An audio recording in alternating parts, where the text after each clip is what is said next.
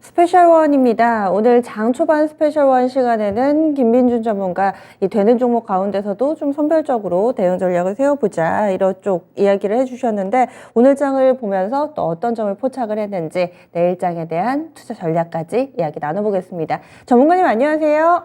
네, 안녕하십니까. 김민준입니다. 네, 그럼 오늘 장 한마디 어떻게 정하셨어요?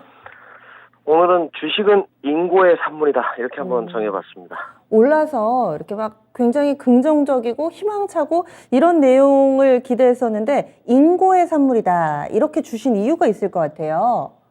네, 주식이 아무래도 늘 이제 기다리는 것이 가장 어려운 문제인 것 같습니다. 시장 투심이 약해진다거나 대외 변수가 생긴다거나 우리 시청자분들도 잘 아시겠지만 본인 종목에 대한 확신들이 조금씩 사라지게 되거든요. 역시나 그런데 본인 종목에 확신을 갖고 내가 주도 섹터를 공략했던 처음에 그 마음가짐을 가졌던 분들에게는 오늘 좀 하루 그래도 방긋 웃는 시장이 되었지 않나 생각이 들고 있고요.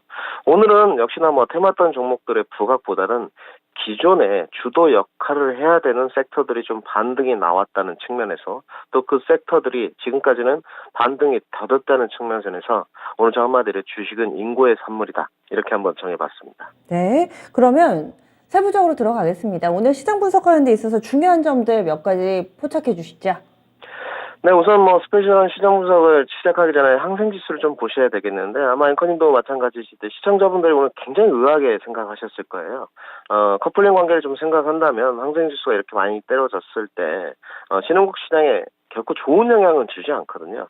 내용이 간단한 것 같습니다. 시진핑 3년임에 성공하면서 1인 독재 체제에서 조금 안 좋은 노이즈가 낀 게 아니냐 이런 것들의 중론인데요. 그런 것을 지금 생각하더라도 오늘 홍콩항생지수는 상당히 낙폭이 깊은 것 같습니다. 지금 현재 5.8% 실시간 차트이기 때문에 떨어지고 있는데 이 부분이 미국 증시를 그렇게 크게 많이 끌어내렸느냐 여기에 대해서는 좀 의구심이 남아 있습니다. 나스닥 야간 선물을 좀 보시게 되면 물론 윗꼬리가 좀 달렸습니다만은 0.2% 아직도 강보합권을 좀 유지하고 있고요. 국내 시장의 연동성 관계에서도 양대 시장이 그렇게 홍콩 항생지수의 영향을 받는 모습은 아니었던 것 같습니다. 우리가 시장이 오늘 역시나 급반등한 요소를 좀 보게 되면 글로벌 속도 조절론에 대한 양대 시장이 강세 마감되었다고 좀 표현을 해야 될 것 같고요. 신흥국 증시에 영향을 줄 수 있는 항생 지수라든지 또 상해 종합 지수라든지 홍콩 항생 지수는 특히나 급락이 있었지만 디커플링 되면서 국내 시장의 영향력이 좀 미비하지 않았나. 결국은 국내 시장의 펀더멘털에 문제가 좀 없었음을 피력한 것 같고요. 단지 오늘 가장 좋았던 점은 오늘도 태웠던 종목들이 단기 유동성 자금이 좀 확대되면서 부각되긴 했습니다만은 테마가 이끌던 시장, 오전에도 말씀드렸지만 태조 이방원이라고 일컫던 테마가 이끌던 시장 중에 주도주가 오늘은 좀 전면에 나섰다 이렇게 좀 표현을 해야 될 것 같고요. 그 주도주 안에서도 역시나 반도체, 신재생, 2차전지 그리고 오늘 테마던 종목 건설 기계까지 또 가치주까지 부각이 되었다고 좀 표현을 해야 될 것 같습니다. 그러면 주도주가 오랜만에 전면에 나서서 이 부분은 또 긍정적이었다 이야기를 해주셨는데 거기에 해당되는 섹터들, 눈에 띄었던 섹터들 몇 가지만 알려주세요. 네, 우선은 저는 첫 번째로 오늘 2차전지 나쁘지 않았지만 반도체가 가장 시청자분들이 좀 궁금해하실 것 같아요. 오늘 반도체 시장이 나쁘지 않았었습니다. 역시나 우리 국내 시장을 이끄는 쌍두마차, 삼성전자와 하이닉스 이야기를 해야 될 것 같은데 지금 반도체의 업황에 대해서 많은 전문가님들이나 애널리스트 결코 좋게 이야기하지 않습니다. 그런데 반대로 이면을 생각해보면 그러면 악재 요소는 무엇이 있느냐? 더 이상 나올 수 있는 악재 요소가 있느냐에 대해서 반문을 했을 때 악재 요소도 조금은 없는 것 같습니다. 악재와 호재가 서로 없는 상태에서 주가가 오르고 있다는 이유는 결국은 반도체에 대한 악재적인 요소들이 선반영된 것을 좀 나타냈다 이렇게 말씀드려야 될 것 같고요. 역시나 코스피 지수의 견인차 역할을 하는 것 또 코스닥 지수의 견인차 역할을 하는 것은 주도주인데 이 반도체가 오늘 지수 견인차 역할을 하면서 시장의 받침목 역할을 하지 않았나 이렇게 좀 보고 있고요. 악재 부분에 관한 것은 좀 차곡차곡 선반영되어가는 과정이라고 좀 봐야 될 것 같습니다. 단지 문제점이 되는 것은 이제 시간 조절과 배분인 것 같습니다. 내가 이 종목을 투자할 때 얼마만큼의 시간에 투자를 좀 해야 될 것이고 대외 변수가 지속적으로 생겨나는데 이 대외 변수를 무시할 것이냐 대외 변수에 조금 민감도를 올려서 반응을 해가면서 갈 것이냐가 관건인 것 같고, 오늘 삼성전자와 하이닉스가 두 종목 다 보시게 되면 하이닉스도 오늘 1.4%대 종가 마감이 됐는데 시장을 이끌면서 뭐 유진테크, 한미반도체, 또 PCB 종목들, 뭐 코리아 서키트, 심텍, 대덕전자까지 모두 3분기 실적이 좋다는 종목들은 시장의 견인차 역할을 좀 한 것으로 보여집니다. 그렇기 때문에 반도체에 대한 업황이 저점 매수일 수도 있고 악재가 해소된 과정일 수도 있습니다만은 지금은 확실하게 메리트가 있는 구간이고요.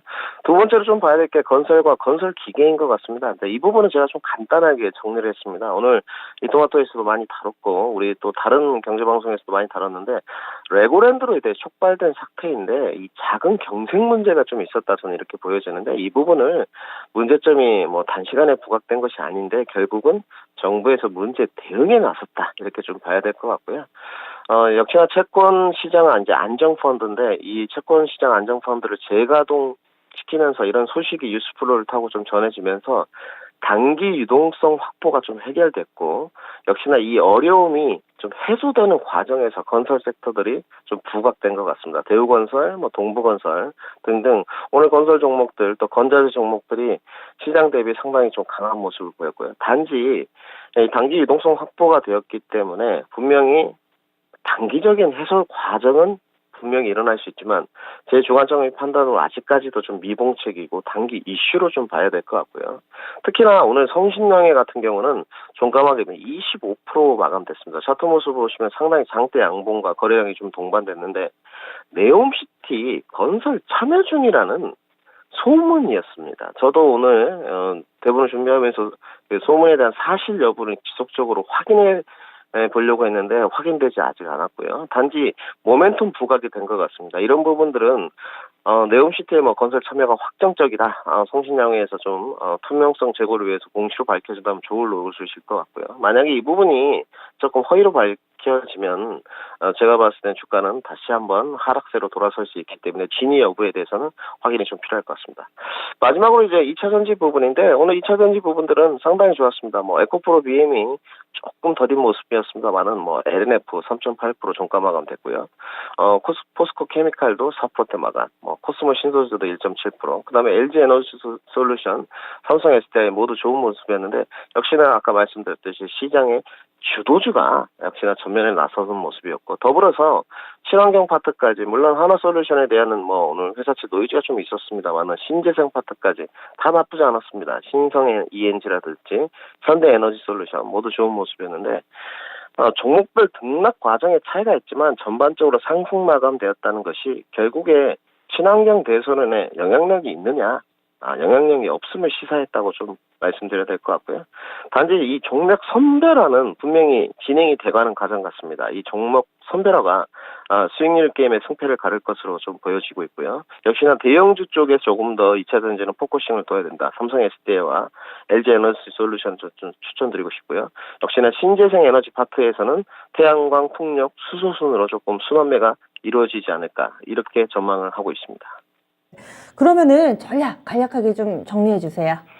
네, 뭐 이제 전략 부분이라고 하면 역시나 이제 시청자분들의 어떤 인고의 시간은 좀 지났고요. 단기 반등세 단지 일희일비하지 마시고 지속적으로 이 긴축 속도 조절론이 이제 나왔지 않습니까? 계속적으로 이어지는지 필수 체크가 좀 필요할 것 같고요. 그 부분이 결국은 코스피 지수를 2350선까지 끌어올리는 요소가 될 것 같습니다.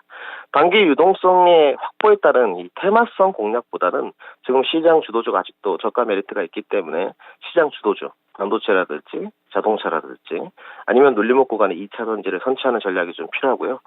악재 해소 과정이 선반영된 만큼 제가 봤을 때는 단기 반등세는 조금 이어질 것 같습니다. 코스피 지수 포인트로 2300선을 향해 가는 단기 반등세가 이어질 것 같고 단지 우리 시청자분들이 매수에 초점을 어디로 둘 건지 명확하게 기준 자체가 좀 필요한 시점 같습니다. 이 말이 무슨 말이냐면 모멘텀이면 모멘텀, 수급이면 수급. 11월 달에 제약 바이오 학회를 나는 공략하겠다 했는데 나는 수급을 보겠다. 실적을 보겠다. 이건 좀 말이 안 되죠. 나는 모멘텀을 보겠다. 이런 기준 잣대가 명확한 게 필요한 시기가 도래했다 말씀드려야 될 것 같고요. 마지막으로 스푼 잘 봐야 될 것 같습니다. 글로벌 경기에도 우리나라에서 흔들리지 않는 업황 섹터는 어디냐? 역시나 반도체, 신재생. 11월 달에 제약바이오 학회 질비합니다. 제약바이오 그리고 2차 전지 그리고 자동차 부품주 엔터까지 숲을 잘 본다면 수익률 게임에서 11월 달에 그래도 웃지 않을까 이렇게 정리해드리겠습니다. 네, 눈여겨볼 만한 섹터까지 정리를 해주셨네요. 다음 주에 뵙겠습니다. 네, 감사합니다. 네, 김혜진 전문가와 함께하는 스페셜1 시간이었습니다. 반도체, 신재생, 제약바이오, 2차전지, 자동차 엔터로 종목을 압축을 했습니다. 이런 종목군들에서 충분히 좀 수익을 낼 수 있다 의견 나왔습니다. 그리고 인고의 시간이 어느 정도 좀 끝을 향해서 달려가고 있으니까 그 다음 스테이지를 좀 준비하는 그런 부분에 대한 당부가 있었네요. 저희 준비한 내용은 여기까지였습니다. 토마토 TV에서 많은 전문가들의 의견도 대체적으로는 이번 반등이 약간 더 이어지지 않을까라는 의견들 공통적으로 좀 나오고 있으니까요. 참고해 보시고요. 여러분들의 종목 고민을 이어지는 진짜 쉬운 진단 시간 해결해 드리겠습니다. 다양한 투자 판단에 대한 도움 말씀드렸고요. 종목의 상승 하락을 보장하지는 않습니다. 내일 오전에 다시 찾아뵙겠습니다. 고맙습니다.